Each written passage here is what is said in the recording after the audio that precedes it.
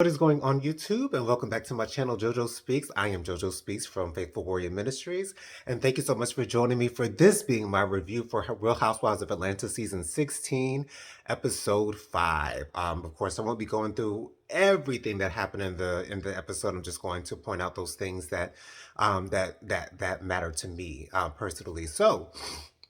We start out with Shamia. She invites Angela over to her house for a little sit down, a little sip and spill. You know what I'm saying? And as time is going on, initially I really didn't care for Shamia too much. As I said in my previous review, I felt like she was doing a little bit too much for the cameras, but she's slowly starting to grow on me a little bit. I'm starting to see her as more of a positive figure on the show, and I'm starting to like her a little bit more as time goes on. So hopefully that continues to grow. That like for Shamia. So Angela comes over. I'm starting to like Angela a little bit more. I'll get into the things that I don't necessarily care for about Angela a little bit later in this review. But she seems to be a very nice woman, and I can appreciate that. She doesn't come off as snarky or thinking that she's better than anyone else, and I really appreciate that she knows who she is, and she doesn't feel like she has to explain that to anyone else, and I appreciate that. And I'm so glad that Shamia and Angela have patched things up. That Shamia was humble enough to apologize to Angela. Angela was gracious enough to accept the apology, and apologize herself. So I really do appreciate that. And it was just a bunch of name calling and petty stuff that we can get over pretty quickly. So I was very happy with the fact that Shamia and Angela have come back together. I really enjoy that. Then Britt comes over, and Britt is, dealing with the backlash of, what happened in the previous episode where she threatened Kenya with a pew pew, you know what I'm saying? And it's very interesting. And Britt was like, that's really not who she is, and she felt like she was pushed to a breaking point. And then Angela reveals that she's the one who asked that question to Kenya concerning Britt at that event. And Angela also says that the owner of the venue that they were at during that whole session that went down between Britt and Kenya is that the owners were like, please don't bring that drama to our location. I mean, it's please don't do that. So I thought that was really, really interesting. But anyways, and so Britt is telling the girls, how, she really didn't want to come off that way against Kenya, and that, she said that Kenya was cutting her off, which I don't remember that necessarily happening. But I guess it might have happened. I guess from Britt's standpoint, I don't know. When they ran when the producers ran the tape back, it didn't seem like Kenya was actually cutting Britt off. Um, because Brit, because Kenya was like, she can be nice to everyone. Because I think the question was, can you be nice to Brit? And Kenya was like, I can be nice to anyone.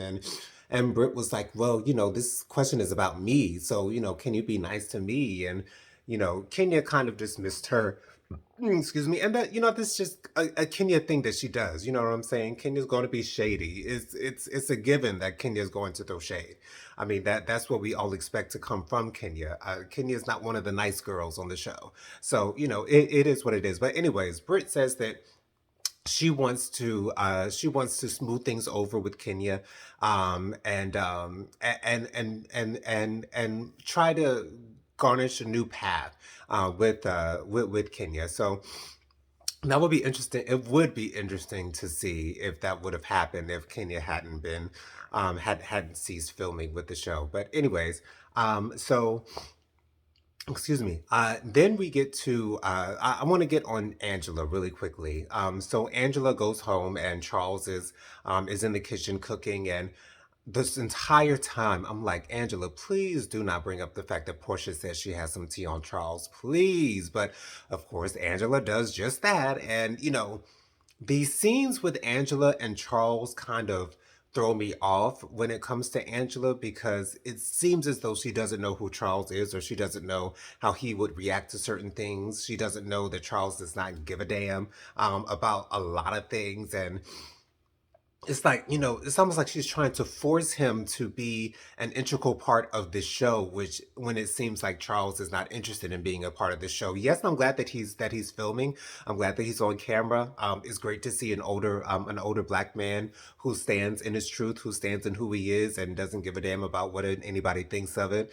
I love seeing that. However, it seems that Angela wants Charles to care more. Angela says that she's having trouble with her mother and her sister, and she needs to get things going back with them. And Charles is like, just let family be. Do what you got to do. And Angela says that Charles does speak to her mother and her sister, but she has to take his word for it if he says that he's actually spoken to her mother and her sister. So that's one thing. And then she asks Charles to come to Kenya's event, which makes no sense because there are no men that were going to be at the event. And Angela says, "I just want you to, I just want you to support me." And then she says, "You will be the only man there." And then Charles has said, "Well, then what's the point of me going?" So again, it's little annoying things with Angela that concerning Charles that just kind of push my buttons just a little bit. But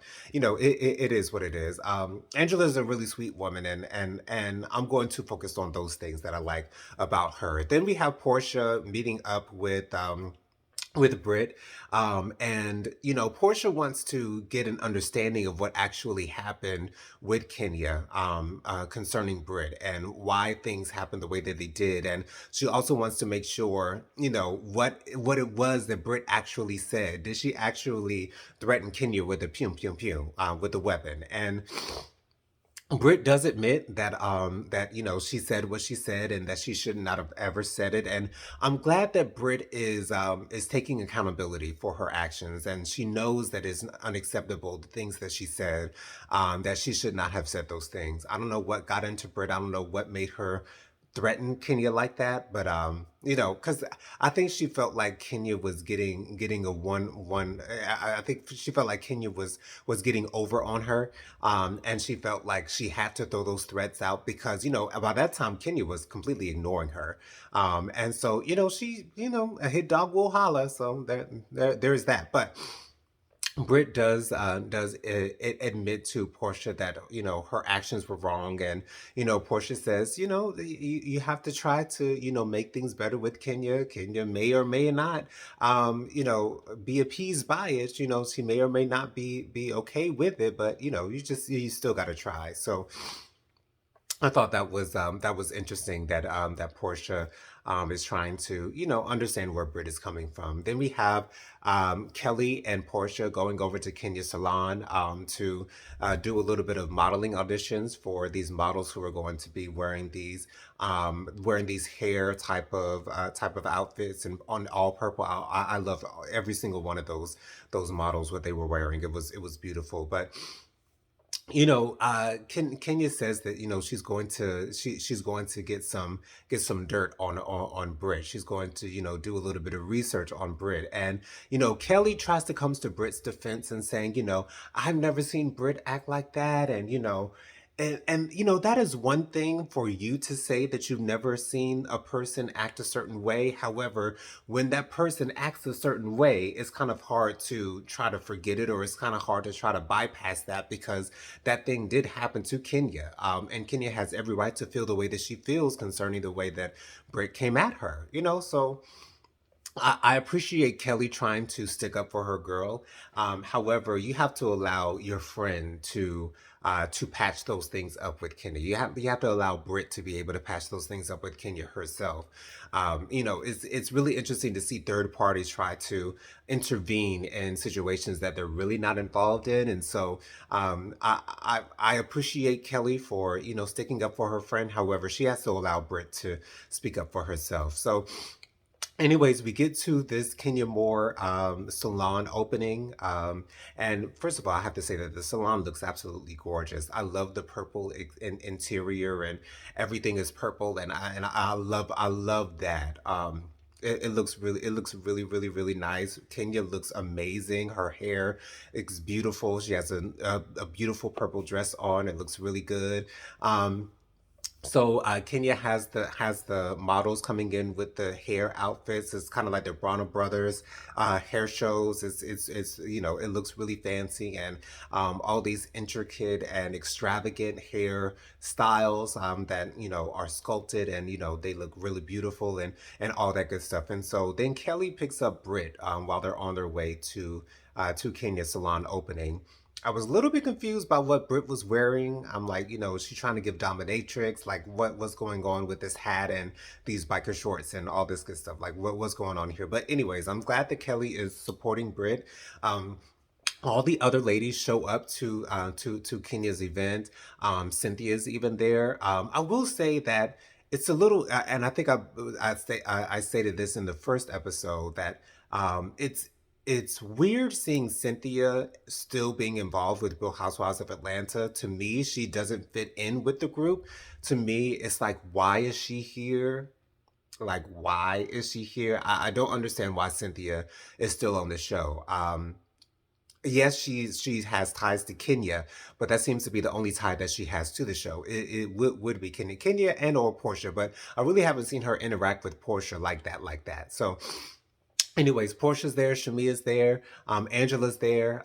Drew comes a little bit late, and I did not like the outfit that Drew was wearing. I don't know where it is that she got that from, but I didn't like that anyways. But anyways, Britt comes into the salon, and she attempts to present Kenya with some flowers and a card, and Kenya completely dismisses it. Kenya completely ignores Britt, does barely even acknowledges that she's in the room, and so as I would expect, Britt immediately leaves the salon, and right after Britt leaves the salon, Kenya gets everyone's attention, and then she proceeds to showing the explicit pictures of Britt, which I'm not exactly sure if this is true, but I heard that these pictures were available online, available for anyone to be able to access, and so this whole revenge P thing going on. Like, I don't know if it could be considered revenge P if the videos and pictures are available for everyone to see. I understand if you yourself are the only one with access to those pictures and you yourself reveal those pictures. However, I think with everyone having access to those pictures, it's not necessarily revenge P to me. Now, I will admit that was low for Kenya. I love what Cynthia told Kenya at the end of the event that I've known you for years. You're better than that. You're more mature than that. And I wouldn't expect something like that from you. And I agree with that, Kenya. I feel like this was the wrong time and wrong place for Kenya to do this. This event is about Kenya. This is about Kenya's salon and the salon that she keeps touting that she's doing for her daughter, and in this amazing event, in this amazing space that you're in, Kenya, opening a new salon, opening a new business for yourself, you feel the need to address a hater. You feel the need to address someone who you may feel is beneath you, someone who threatened you. You have to address this at your event, but Kenya is one of those reality TV show characters who is going to have her moment, and Kenya took her moment. Once again, I feel like it was the wrong place, wrong time, but Kenya's going to do what she wants to do. I don't feel as though this should have caused for her to no longer be filming with the show, because I feel like if that's going to be the case, then you got to tell Britt that she has to go as well, because threatening someone with weapons, I believe, is just as bad as revealing sexually explicit pictures of another cast member. So I don't believe that they should have cut out Kenya's confessionals and stopped filming with her after this, but I do understand why they did it. They did it because they don't want Brit to be suing. They don't want Brit to take any legal action against Bravo or Kenya or anything like that. So I get that. I understand that. But I feel as though this was the wrong time for Kenya to do it. If she was going to do it, I feel like she should have taken another opportunity to do this, maybe another time when all of the girls are together.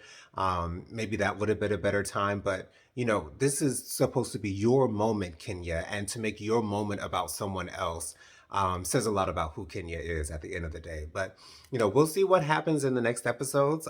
Thank y'all so much for joining me. Make sure you subscribe to my channel. Press that big red subscribe button. It is free and easy to do. Make sure you click the thumbs up button. Let me know you're enjoying the content I'm putting out on my channel. Be sure to leave a comment. Let me know your thoughts on what happened. Do you agree with the fact that Kenya is no longer filming with Real Housewives of Atlanta, or at least at this point? And what was your reaction to what Kenya did to Britt at her salon opening? Let me know down in the comments. Also, be sure to press the notification bell so you're notified every time I post a new video.